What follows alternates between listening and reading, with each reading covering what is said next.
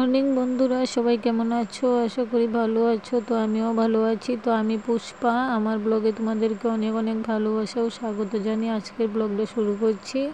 তো হঠাৎ করে কোথায় যেতে হলো, সব কিছু ফেলে সবটাই তোমাদের সাথে শেয়ার করছি।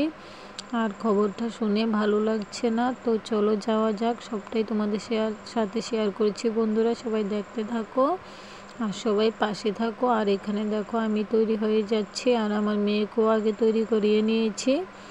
তো আমার বর যাবে, আমি যাব আর আমার মেয়ে যাবে, গিয়ে দেখে চলে আসবো। ঠিক আছে বন্ধুরা, তো খবরটা বেশি একটা ভালো নয়, তোমরা সবাই দেখতে থাকো। আশা করি তোমাদের সাথে সবটা শেয়ার করতে পারবো। আর সবাই জানিও কেমন হয়েছে ব্লগটা, আশা করি ভালো লাগবে। না তো বন্ধুরা, তৈরি হয়ে গেলাম, মা মেয়ে মিলে, আমার বড়ও তৈরি হয়ে গেল। তো এখন বেরিয়ে পড়বো। তো ভাবলাম রান্নাঘরটা ঝাড়া দেব, কিন্তু সেটা আর হলো না। আর মেয়েকে স্কুলে ভর্তি করানো নিয়ে একটু ছোটাছুটি হচ্ছে, কারণ সরকারি স্কুলে মেয়েকে ভর্তি করাতে পারছি না, কারণ মেয়ের 1 মাসের জন্য 6 বছর পূর্ণ হয়নি, সেই জন্য সরকারি স্কুলে মেয়েকে 1-এ ভর্তি করাতে পারিনি। আর মেয়েকে ভর্তি করানো নিয়ে একটু টেনশন রয়েছে মনের মধ্যে। তো সেটা ফেলে কোথায় হঠাৎ করে চললাম, সবটাই তোমাদের সাথে। বন্ধুরা যাওয়ার সময় দেখলাম বরকে একটু দোকানে যেতে হলো। তো এটা হচ্ছে আমার বরের দোকান। এই যে দেখো, এখানে গ্রিলের অনেক মাল বানিয়ে রেখেছে।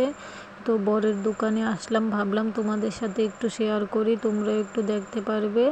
তো এটা হচ্ছে আমার বরের দোকান, আর এখানে কাজ করছে পেছনে মিস্ত্রিরা আমার বরের দোকানে। আমার বর দেখো তৈরি হয়ে গেছে, তো আমরাও তৈরি হয়ে গেলাম। তো দোকানে আসতে হলো, মিস্ত্রিকে একটু বলে যেতে হলো, ওর আসতে দেরি হবে।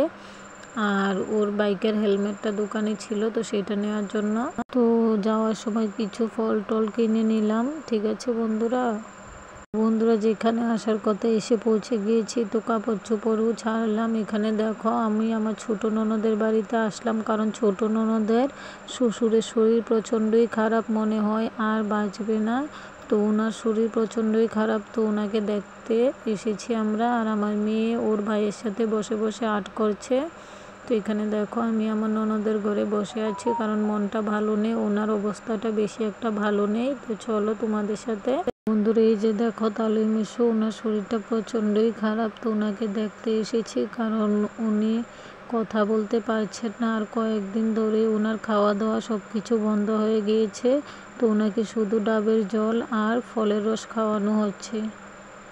বন্ধুরা এটা হচ্ছে আমার ননদের ঘর, আর এই হচ্ছে আমার ছোট ননদের ছেলে, আমার ভাগিনা হয়।